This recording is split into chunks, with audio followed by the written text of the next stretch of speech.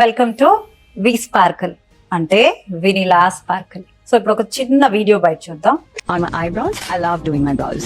I take the time to perfect it because it's the real game changer. I've had different brow phases over the years. Maybe that's why people think my face is changing and I keep looking different.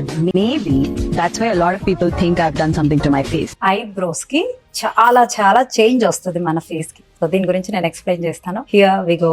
Permanent eyebrows. అందరూ permanent eyebrows చేయించుకుంటే ఏదో artificial look ఉంటుంది అంటారు, but Vinila sprinkle లో అలా చెయ్యం. మీకు natural గా కావాలి అంటే న్యాచురల్ గా చేస్తాం, లైట్ గా కావాలంటే లైట్ గా చేస్తాం, కావాలంటే సెకండ్ సిట్టింగ్ లో మేము దాన్ని కరెక్ట్ చేస్తాం. నయనతార చెప్పినట్లు తను బిఫోర్ అండ్ ఆఫ్టర్ కి తన ఐబ్రోస్ చేంజ్ అవటం వల్ల తనకి ఫేస్ అనేది చాలా ఎలిగెంట్ లుక్, హోమ్లీ లుక్ కూడా వచ్చింది. సో మోడర్న్ డ్రెస్సులకి సూట్ అవుతుంది, హోమ్లీ లుక్ కి సూట్ అవుతుంది. నేను ఇప్పుడు పర్మనెంట్ ఐబ్రోస్ చేయించుకొని ఉన్నాను. చక్కగా బొట్టు పెట్టుకున్నా ఇట్ వోంట్ లుక్ ఆర్టిఫిషియల్.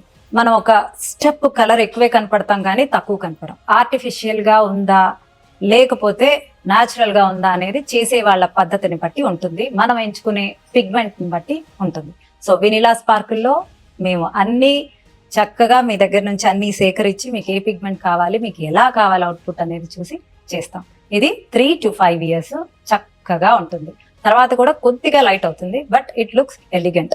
చక్కగా ఐబ్రోస్ చేసుకునే అంటే నీట్ గా షేప్ చేసుకునే పని ఉండదు. మీన్స్ ఐబ్రోస్ అంటే it's a tattoo, medicated tattoo అనమాట. ఎక్స్ట్రాస్ ఏవైతే ఉన్నాయో హెయిర్ అది కంపల్సరీగా every month చేయించుకోవాల్సిందే.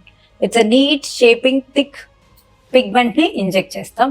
Point to be noted, medicated pigment. So ఎవరికైనా పర్మనెంట్ ఐబ్రోస్ కావాలా, if you want permanent eyebrows please call the number displayed on the screen.